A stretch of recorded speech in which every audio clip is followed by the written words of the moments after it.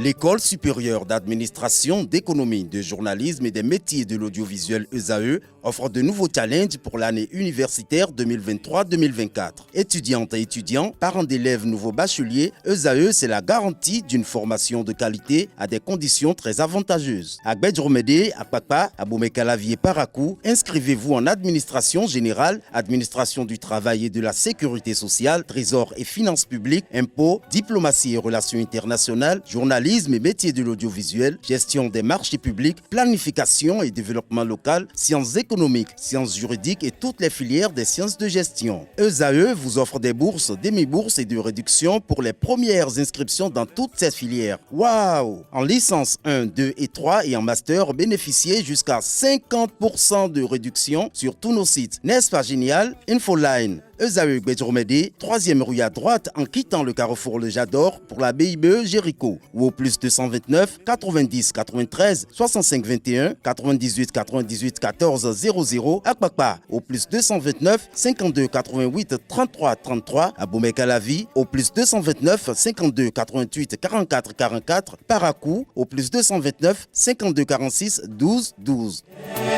ESAE, l'excellence à un nom. Anelou, bonjour à nouveau. Bonjour à vous, Abdelkader Achio. On démarre par la 12e journée de la Super League Pro qui a pris fin ce week-end. Effectivement, la 12e et dernière journée de la Super League professionnelle notamment et dernière journée de la phase aller de cette Super League professionnelle a pris fin ce week-end. Au programme, 8 rencontres étaient prévues pour clore cette première phase.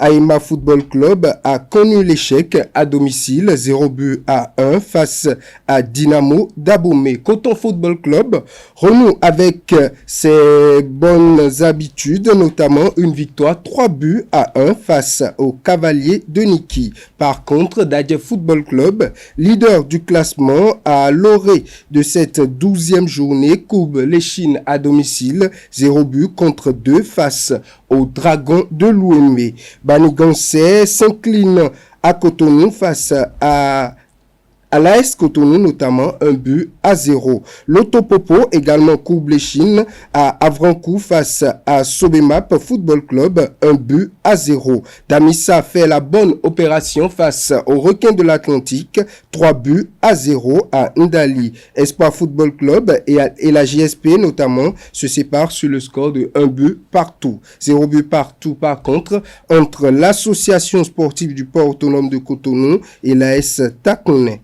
Dragon Football Club s'offre la tête du classement de la Super League Pro à la fin de la phase aller. On en parle. Effectivement, Dragon Football Club, inattendu à cette place au début de la Super League professionnelle, se retrouve au terme à la première place. Dragon totalise 24 points avec un total de 7 victoires, 3 matchs nuls et 2 défaites.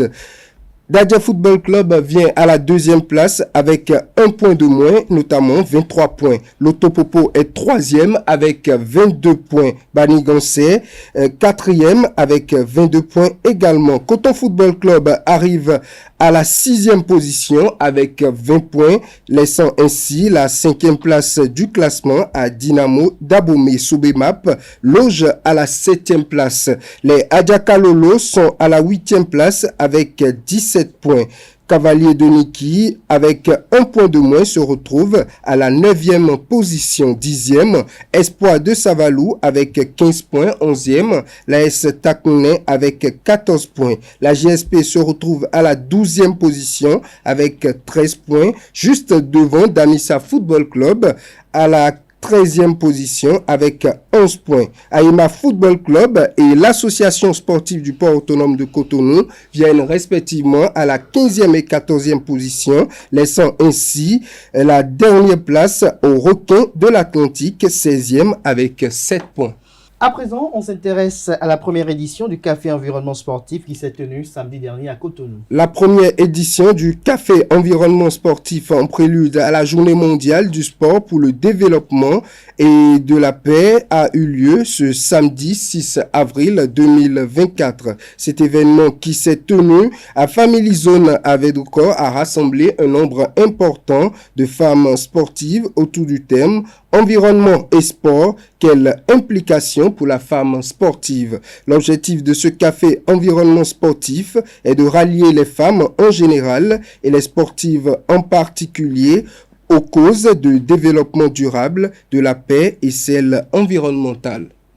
Et pour finir, Germain Wanvoegbe s'imprègne de la préparation des guépards mini-footballeurs. Le président de la Fédération béninoise de mini-football, Germain Wanvoegbe, et son bureau exécutif étaient le vendredi dernier au stade René Pleven d'Akpakpa afin de s'imprégner de la préparation des guépards du mini-football. À cette occasion, la délégation de la Fédération a assisté au match amical opposant les guépards à la formation d'Assaud Football Club. Match soldé sur le score de 5-0 en faveur de l'équipe nationale. Une preuve de la bonne préparation des guépards béninois. Merci à vous, Analdo, pour cette présentation de l'actualité sportive. Vous restez avec moi pour remercier une fois encore Nansrine Fatoui pour sa présentation du bulletin matinal d'information. À présent, je vous remercie tous les deux. On va se retrouver en fin d'émission pour le panel de discussion. Mais avant, chers amis internautes, je vais installer les chroniqueurs des rubriques ci-après, notamment définition du jour et trucs et astuces.